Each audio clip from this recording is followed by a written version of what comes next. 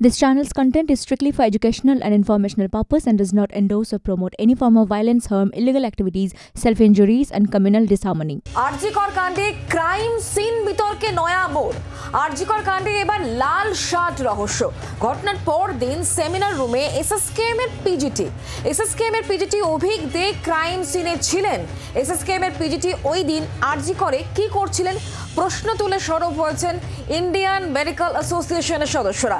অভিক দেকে ফিঙ্গারপ্রিন্ট বিশেষজ্ঞ দাবি পুলিশের। অভিক দে এসএসকেএম এর পিজিটির প্রথম বর্ষ পাল্টা দাবি করা হয়েছে আইএম এর তরফ থেকে। আরজিকর কাণ্ডে ক্রাইম সিন বিতর্কে নয়া মোড়। আরজিকর কাণ্ডে বা লাল শার্ট রহস্য। ঘটনার পরের দিন অর্থাৎ 9 আগস্ট সেমিনার রুমে এসএসকেএম এর পিজিটি এমনটাই দাবি আইএম এর। যদিও পুলিশের দাবি যে লাল শার্ট পরে যিনি রয়েছেন তিনি হচ্ছেন ফিঙ্গারপ্রিন্ট বিশেষজ্ঞ এবং পাল্টা আইএম এ দাবি করছে যাকে দেখা গিয়েছে লাল শার্ট পরে একেবারে কর্ডন অফ করা জায়গায় সে আসলে এসএসকেএম এর পিজিটি এমনটাই দাবি আইএম এর এবং যাকে কেন্দ্র করেই মূলত রহস্য তৈরি হয়েছে যে লাল শার্ট পরা ব্যক্তি কে। 30 August DC central Indira Mukhopadhyay তিনি ঠিক কী দাবি করেছিলেন এই লাল শার্ট পরা ব্যক্তি কে শোনাবো। আমাদের ফিঙ্গারপ্রিন্ট এক্সপার্ট যেটা আমাদের ডিডি টিম আছে উনি আছেন। আমাদের ফিঙ্গারপ্রিন্ট এক্সপার্ট যেটা আমাদের ডিডি টিম আছে উনি আছেন। আমাদের ফিঙ্গারপ্রিন্ট এক্সপার্ট যেটা আমাদের ডিডি টিম আছে উনি আছেন।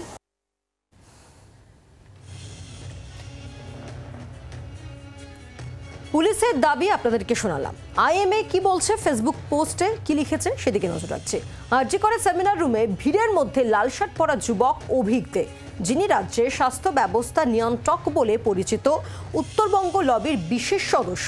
সবাই জানেন অভিক এসএসকেএম এ শল্য চিকিৎসক বিভাগের স্নাতকোত্তর প্রথম বর্ষের চিকিৎসক পড়ুয়া। কিভাবে ওই যুবক স্নাতকোত্তর স্তরে সুযোগ পেয়েছেন তা নিয়েও সবাই অবগত, দাবি আইএম এর।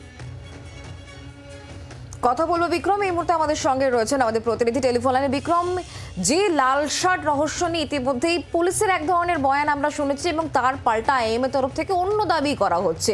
পুরো বিষয়টা তাহলে এই মুহূর্তে কোন জায়গায় দাঁড়িয়ে রয়েছে? কারণ পুলিশের এক বয়ান, পাল্টা বয়ান আইএম এর তরফ থেকে দেওয়া হচ্ছে।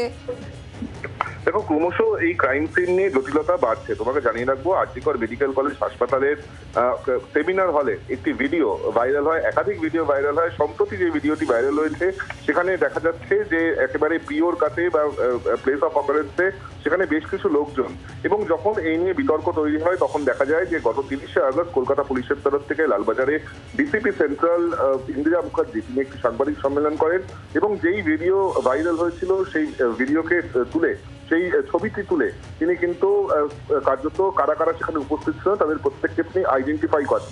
যার মধ্যে লাল জামা পরে এক ব্যক্তিকে দেখা যাচ্ছে, তাকে কলকাতা পুলিশের তরফ থেকে আইডেন্টিফাই করে বলা হয় যে তিনি কলকাতা পুলিশের ডিটেকটিভ ডিপার্টমেন্টের একজন ফিঙ্গারপ্রিন্ট এক্সপার্ট। এবং এই তথ্য যখন সামনে আসে তারপরেই কিন্তু গতকাল আমরা দেখতে পাই ইন্ডিয়ান মেডিকেল অ্যাসোসিয়েশন থেকে পাল্টা, অর্থাৎ পুলিশের যে দাবি তাকে কাউন্টার করে তারা একটি দাবি করছেন, পোস্ট করে সোশ্যাল মিডিয়ায় সেখানে তারা বলছেন যে যাকে এই লাল জামা পরে দেখা যাচ্ছে ভাইরাল ভিডিওতে তিনি আদপে অভিক দে, যিনি কিনা এসএসকেএম হাসপাতালের একজন পিজিটি অর্থাৎ পোস্ট গ্রাজুয়েট ট্রেনি ফার্স্ট ইয়ারের ছাত্র এবং কোনোভাবেই তিনি ফিঙ্গারপ্রিন্ট এক্সপার্ট নয়। আরো যেটা বলা হচ্ছে যে এই অভিক দে তিনি একজন প্রভাবশালী ব্যক্তি, যিনি শাসক দলের ঘনিষ্ঠ হিসেবে তাকে বলা হচ্ছে বিভিন্ন মহল থেকে, যেখানে বিরোধীরাও কিন্তু এই একই দাবি করছেন। এবং এরপরেই যেটা দেখা যায় যে এই গোটা বিষয় নিয়ে বিতর্ক তৈরি হয়, যেখানে লাল জামা পরা ব্যক্তি তিনি আদপে কে, তিনি কি অভিক দে অর্থাৎ তিনি কি এসএসকেএম হাসপাতালের পিজিটি, নাকি কলকাতা পুলিশ যেমনটা বলছে যে তিনি একজন ফিঙ্গারপ্রিন্ট এক্সপার্ট।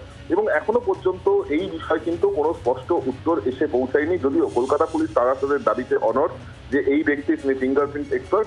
অপরদিকে আইএমএ তারাও কিন্তু তাদের বক্তব্যে অনড় যে এই ব্যক্তি তিনি একজন এসএসকেএম এর পিজিটি। কিন্তু যেটা প্রশ্ন হলো যে যদি এই ব্যক্তি এসএসকেএম এর পিজিটি হন তাহলে তিনি সেই সময় আরজিকর হাসপাতালে কি করছেন, বিশেষ করে ক্রাইম সিনে তিনি কি করছেন, এই প্রশ্ন কিন্তু অবশ্যই উঠছে। আমরা জানি যে এই ক্রাইম সিনকে কেন্দ্র করে একাধিক জায়গায় একাধিক প্রশ্ন উঠেছে, যেখানে খোদ সিবিআই তারা সুপ্রিম কোর্টে দাঁড়িয়ে বলেছে যে ক্রাইম সিন ট্যাম্পার করা হয়েছে, প্লেস অফ অকারেন্স ওই জায়গাতে কিনা সেটা নিয়েই দ্বন্দ্ব রয়েছে, এবং সেখানে কিন্তু কলকাতা পুলিশের দিকেই কার্যত অভিযোগের আঙুল।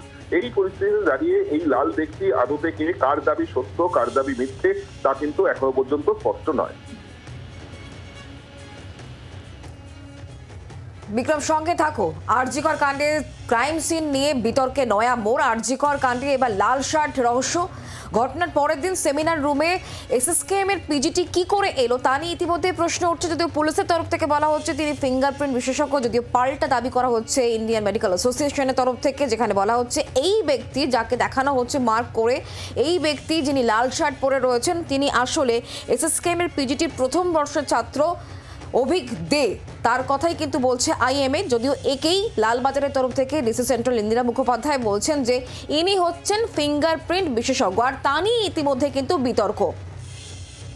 এই ঘটনাকে কেন্দ্র করে রাজনৈতিক চাপানুতরও বাড়ছে। বিজেপি বিধায়ক শঙ্কর ঘোষ তিনি বলছেন যে পুরো বিষয়ে পুলিশ আসলে তদন্তের গতিকে বিলম্বিত করার চেষ্টা করছে এবং সাক্ষ্য প্রমাণ নষ্ট করার চেষ্টাও করছে। পথে নেমে আন্দোলন চলবে। বিজেপি বিধায়ক শঙ্কর ঘোষের বক্তব্য শুনুন।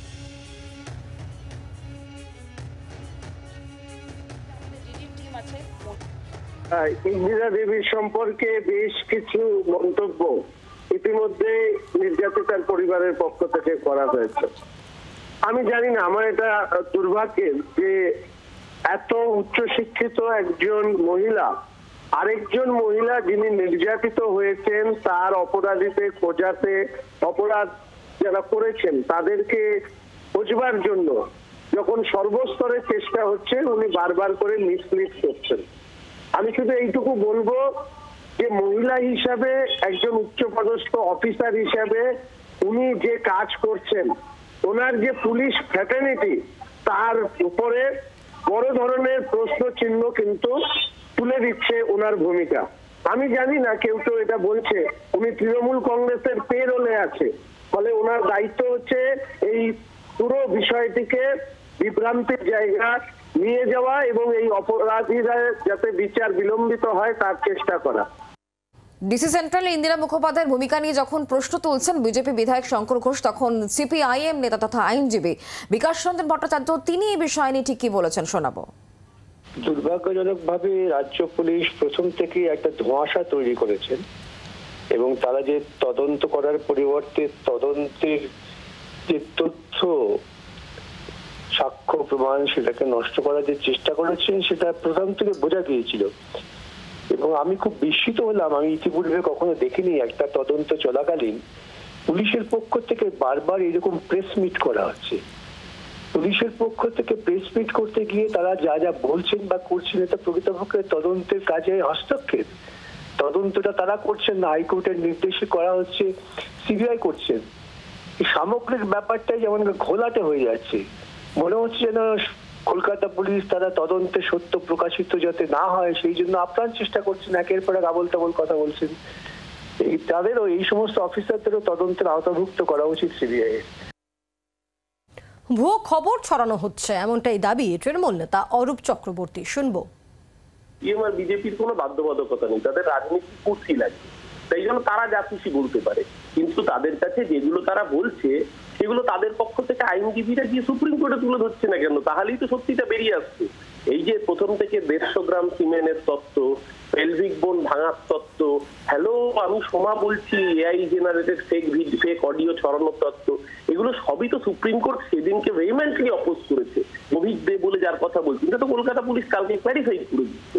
এই ভদ্রলোক ডাক্তার নন, আইএমএ পোস্ট করেছিল, তার প্রেক্ষিতেই কলকাতা পুলিশ পরিষ্কার করে জানিয়ে দিয়েছে তিনি ফিঙ্গারপ্রিন্ট অ্যানালিস্ট।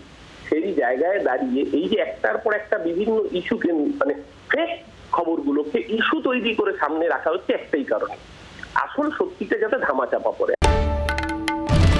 বাংলার আওয়াজ, বাঙালির আবেগ, জি 24 ঘন্টা।